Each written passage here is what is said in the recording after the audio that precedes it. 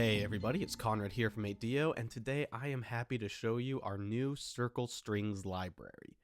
So Circle Strings is a 100% custom built instrument, and being custom built, that means it is a sound that is one of a kind. So what I'm going to do to demonstrate it, I've written a small little track here. Everything here in blue is a different instance of circle strings. So I'm going to isolate a few small sections, we'll listen to a few of the tracks, and then we'll listen to it in the context of the entire piece. So let's go ahead and jump right in. Let's go ahead and solo just this small section, just circle strings.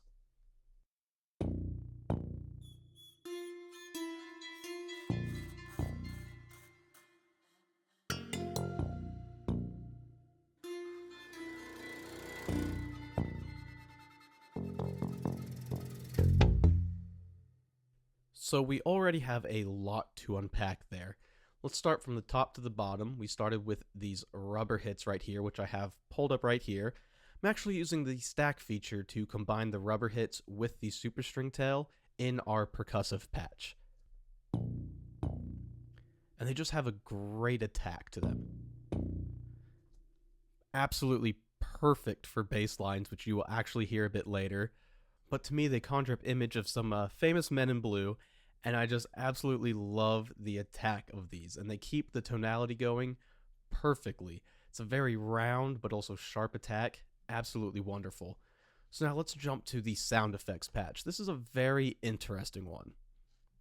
So part of the reason I love sound effects patches is they add so much charm to a tune. Let me go ahead and play just a few of them on the keyboard.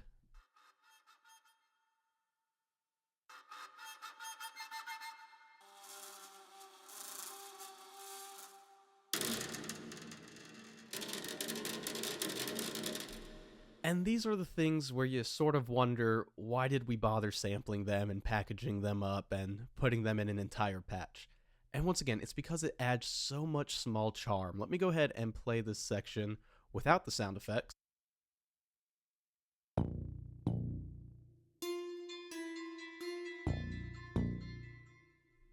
It doesn't sound bad, but the instant I add the sound effects, you're going to hear so much more color and charm.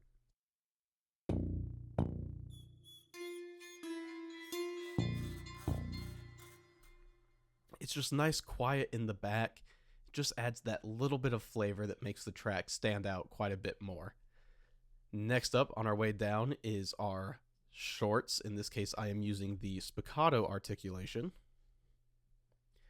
And for the most part, I'm just using this to add some extra color to different attacks in the entire orchestration. So you can hear a really interesting sound there, but when I add the marimba that it's doubling, it creates this really unique sound that I absolutely love, just doubling those together. Next up, let's talk about the picked delay right here. This is another articulation from our shorts patch, using the delay and a tempo synced impulse from our transform, all part of our chaos effects engine. So yep, this is the picked pluck articulation, and this is the main source of melody throughout the entire track.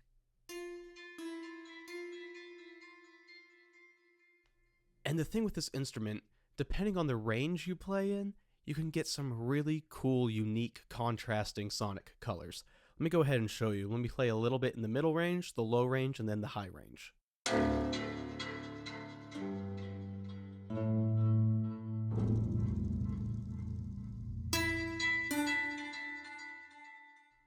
So you can hear there's moments where it sounds maybe like a nylon string guitar, a harp. When you get into that low range, it sounds like something you've never heard before. When you get into that high range, it starts getting a bright dulcimer-like sound. And that is the particular sound I absolutely love for this piece, just a nice dulcimer-esque sound. And then you add that delay just to give a little extra movement to it.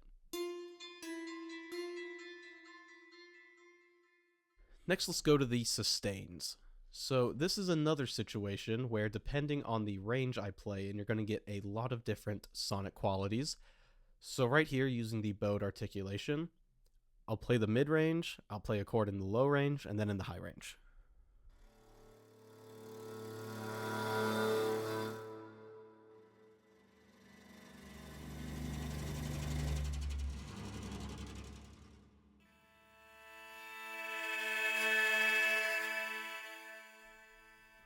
So you can see that you get these really unique one-of-a-kind drones in the middle.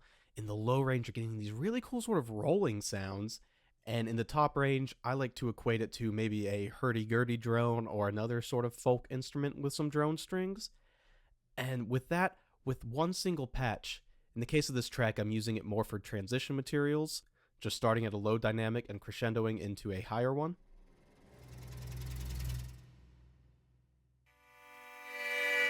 Something sort of like that. And having these contrasting colors in one single patch really lets me just have the freedom to experiment. So let's jump to the next section. I was talking before about how using the percussive patch was great for bass lines. And in this case, I'm actually using a preset that comes with the library called All About the Bass. And as you can see, it's using the stack feature with the rubber and the finger hits. And this is absolutely perfect for bass lines. Let me go ahead and hit play.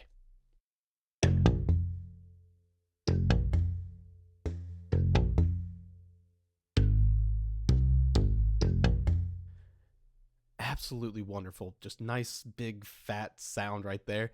Let me go ahead and play it with the other circle strings patches right here. You're going to hear what I was talking about with the bowed sound, where I'm using it for these nice transitions.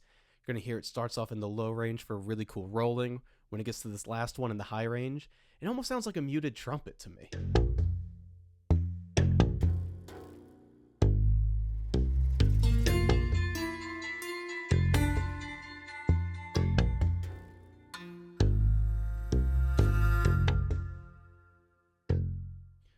So just great to use for some really unique transitions. Let's go over to this next section right here. Now I'm doing something a little different here with the spiccatos actually. Before, as you heard when I paired them with the marimba, it was just to give interesting colors. Here I'm actually using them for the main rhythmic figure.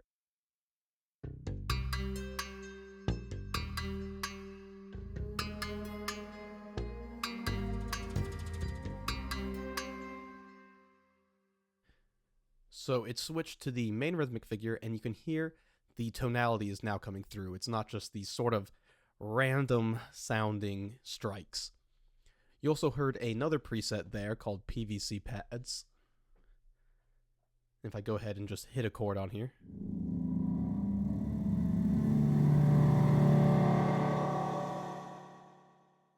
Get some really cool ambiences going on there. Courtesy of our Chaos Engine effects. And actually, let me play those spiccatos with the drum set, just to hear how it matches up in the rhythm.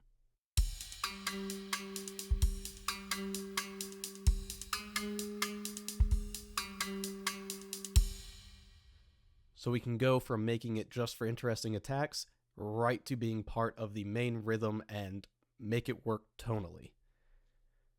Now let's jump over to this section right here. Right here, I am using circle strings in quite a completely different way than I've been using it before. Let me go ahead and hit play.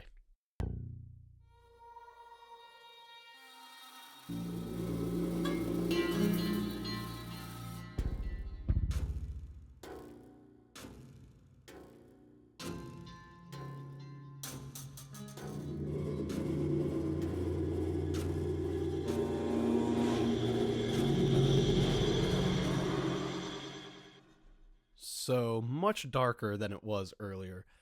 So let me point out a few things in here. We're going to start off, I've gotten rid of a real bass line at this point. So in those tracks, I played this little part right here. Just super low, meaty sound. And that is because I am actually doubling it with the Daiko drum here. Just like I was doing with the spiccato patch, this is meant to make the attack sound much more unique. Whereas if I take it out, it's missing just that little extra. Now the spiccatos here, they're doing a similar thing like they were doing just before, which is being the main rhythmic figure. And in this case, I'm switching from a high range to a low range. And that creates this really cool sort of snare drum, bass drum sound.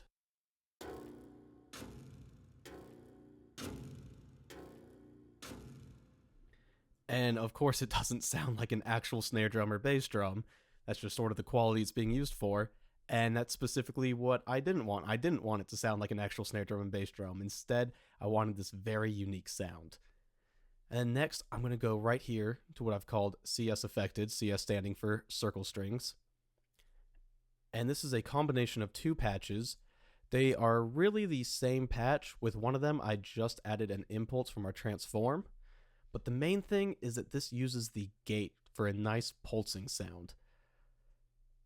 So let me go ahead and play that, and you can hear exactly what I'm talking about.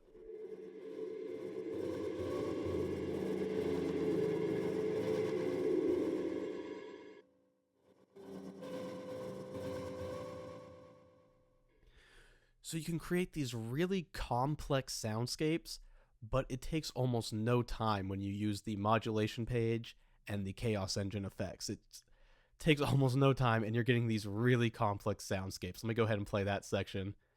Just the sustain patches so you get the full sound.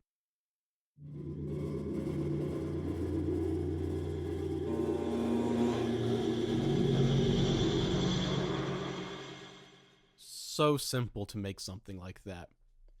Now for this final section, sort of a bookend, we go back to using the All About the Bass and the rubber hits for a nice bass line, the picked pluck sound with the delay for our melodies, the spiccato going back to making some interesting attacks, and the sustains being used for just transitions. And then finally, let's go to the last section. The main thing here is just using that picked pluck delay again in unison with the piano. And the main thing here is I've been using the picked pluck for the entire melody this whole time, but you're going to hear how it being used in unison and pushed towards the back, it can become a beautiful instrument just to put in the background nice and subdued.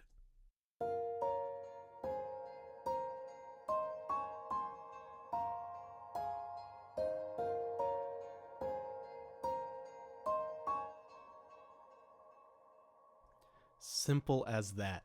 So now that I've gone and talked about each of these tracks in quite a bit of detail, instead, let's listen to circle strings in the context of a fully orchestrated piece.